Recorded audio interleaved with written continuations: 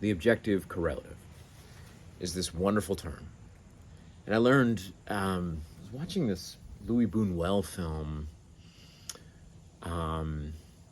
It was The Discreet Charm of the Bourgeoisie, and this film critic was talking about this wonderful objective correlative that's going on within the film, which is that these people are absurdly trying to eat dinner and have a dinner party, and they never get to do it until they're eventually destroyed. And I mean, there are often a lot of mass destruction kind of events in a Louis Buñuel film where just everything's going along, and then for no reason at all, everybody just gets blown up. And so the critics said that it's a wonderful objective correlative.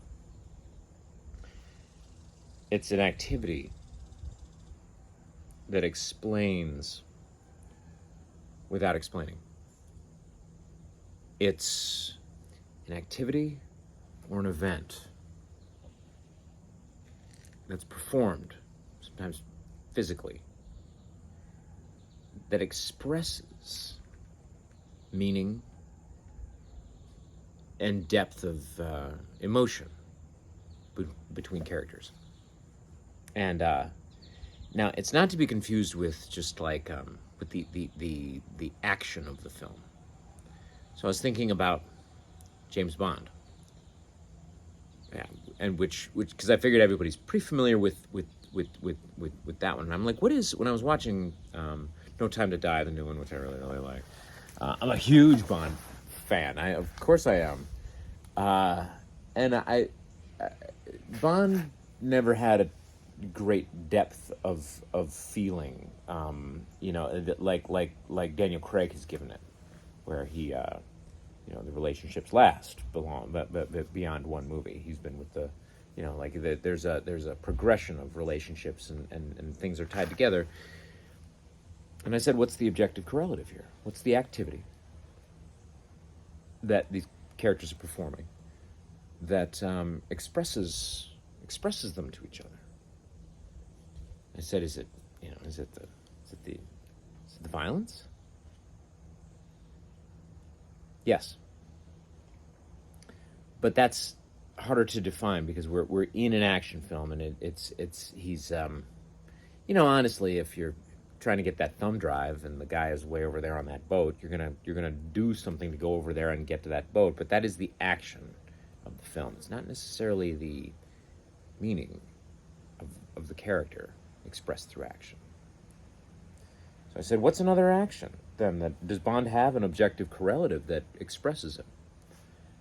And and it's so funny what Daniel Craig really has brought to it, has spotlighted, is that drinking and getting drunk is like Bond's objective correlative. And that the way that he drinks, the rhythm that he gives to drinking, the way that drinking and drinks play a very, very subtle role in the whole entire thing. He's just the guy is just like, he does it from morning till night. And why? And what's he drinking to forget? And he's always trying to get another person drunk too. So that was one example. Another one is Ford versus Ferrari. This is one of my favorites to point out. That the objective correlative, is this a deep movie? It is. It has tremendous, I thought Ford v. Ferrari was like a really beautifully made technical production. And so good at explaining, with all this tech talk that's going on. I mean, they're talking about engines and car parts and the RPMs. They kept talking about, like, okay, when you reach a certain level, then you drop it and it's like you're floating. And it's a beautiful idea because it expresses almost a spiritual idea in racing, that you can reach a point of, it's almost you can almost reach heaven.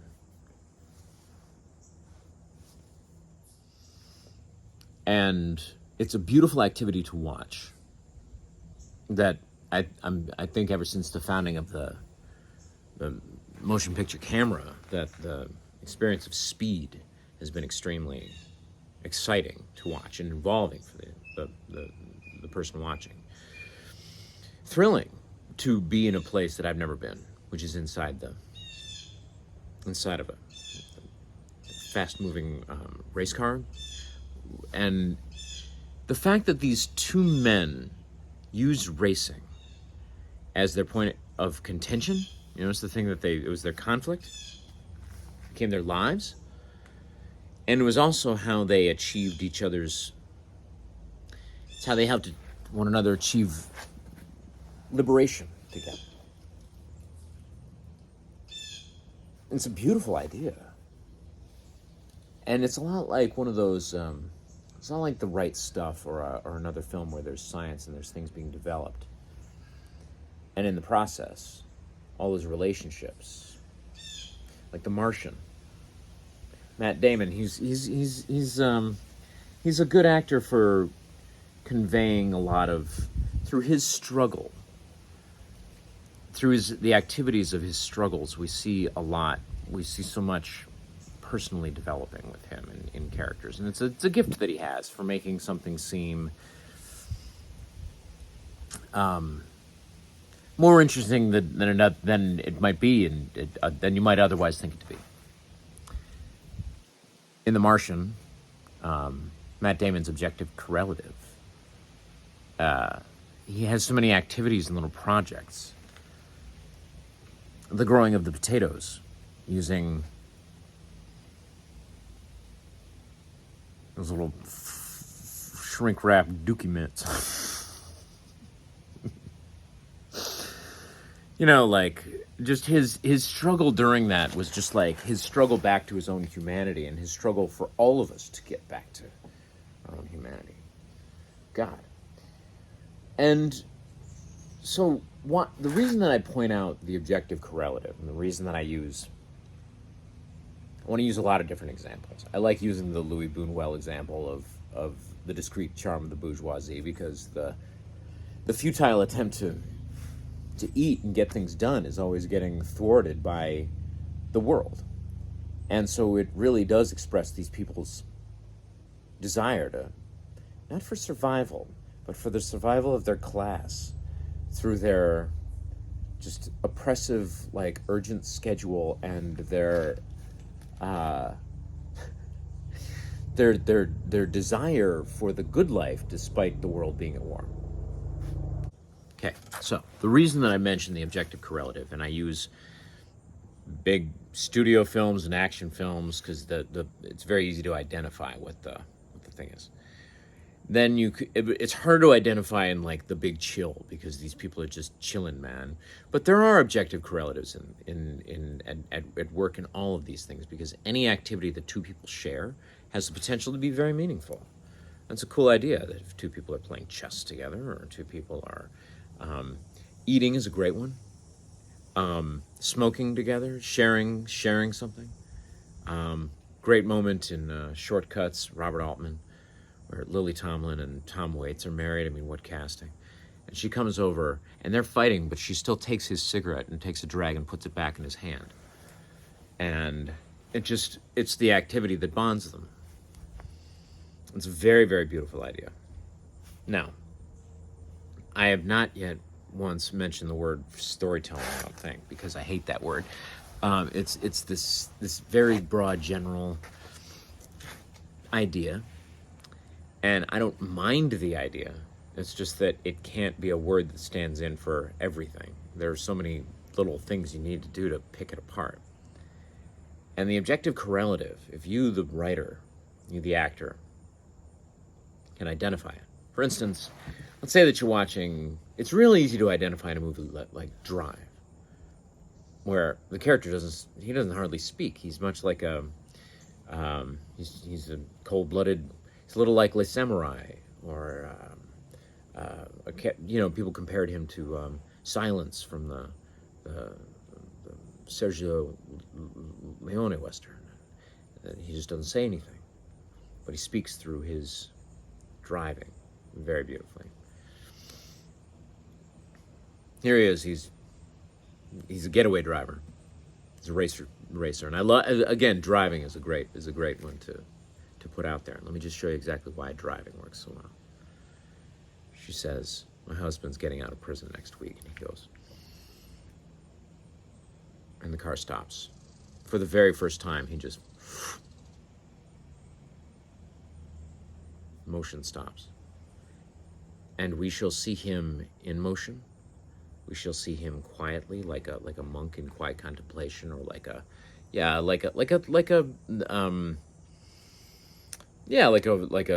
Ronin assassin or something like that. Eventually, he just is coming from quiet and compressed into extraordinary violence and extraordinary justice in an instant. And the action can express it. The camera loves action.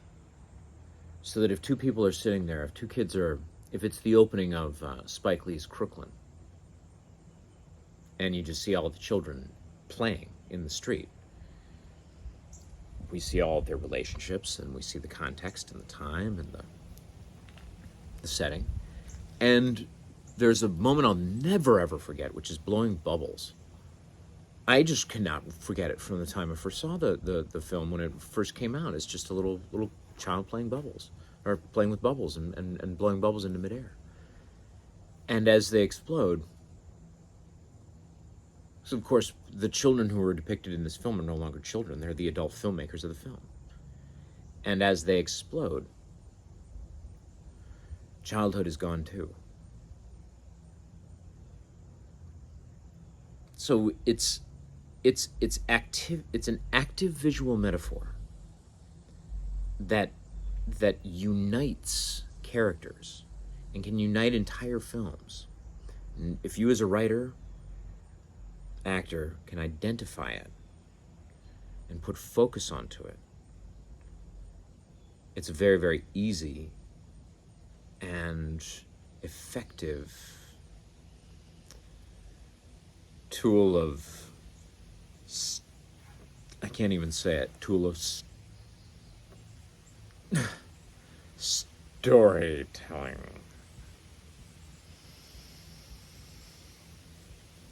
That's the objective correlative.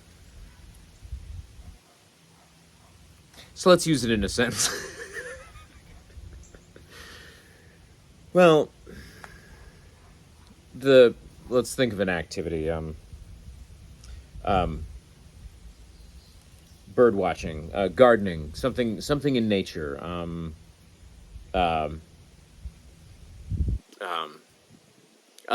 Grilling. Okay, I'm looking at my griller, my charcoal grill over there. If somebody came up, if I was over there, and I'm a flip once kind of guy. My name is Flip Once in the movie, because I just flip once. Now, if somebody comes over there and grabs my tongs and starts flipping them all around, I'm like, you just turned my world upside down. And then I look up, and it's some beautiful woman. What if that's, suddenly,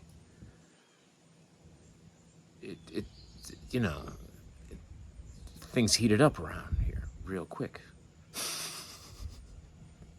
So that's one example, and I wouldn't mind seeing that in a film, just the way that two people share a stove, the way two people share a mirror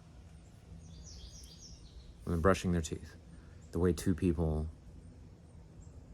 would both read from the same book, would both share the same glass, would both light a cigarette from the same match. The sharing of an activity. The Last Black Man in San Francisco, two men riding on a skateboard together. It's beautiful. It's an active, meaningful expression. Dig it, man, the objective correlative. How to use it in a sentence.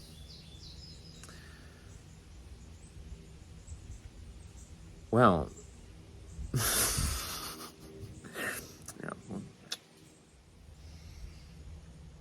so to wrap it up, if you can identify an activity that the two lead characters share in common, or a thing that they have together, or objects that they share together. You can look at those literal, physical, action bonds that they have together, working on the same thing. The way that they each do it expresses them. The fight that they have over it, it expresses them. And their mutual love for the object, the activity. It's a wonderful way of them showing mutual love for one another. Even if it's a point of conflict, there's a bond. And the bond is fabulous. The bond is beautiful and special.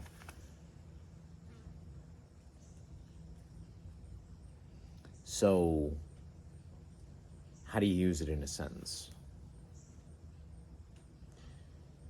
The scene where the man was flipping the steaks on the grill, and then, but he's the master. He only flips once. Turns his back for a second. Comes back, somebody's flipped everything. His grill is all rearranged. And he looks up and he sees who did this. And it'll either become his enemy, his lover, his friend, anything. But his world was just turned upside down by them. And we can see it visually, we can see it in character, we can see it in context. And the scene, with an objective correlative, has a natural progression. It has a natural, can be a very linear idea. We have to put that together, we have to put that together, we have to give it to that. To do that. So, what do we take away from all this? It's your friend. It's a shared thing with your special human being. And together, through this activity, it's going to wind up being the most important thing you all ever do in your lives. It may seem very, very small, but it is the moment that changed everything. It's an active, metaphorical, meaningful experience of characters. Character. The being of the story, not the storyteller. Actors are not storytellers. It's like we're story beings at the center of an impossible situation. We're the human density and component. We're the effect. We're where the effect of all this stuff is seen. The changes in the world are seen through us and through the objects that we surround ourselves with. The things we do, the ways that we do them.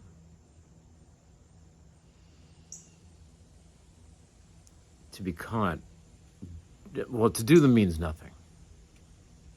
When you're pointing a camera at it, that seemingly ordinary activity is the tiny way of illustrating the whole entire picture.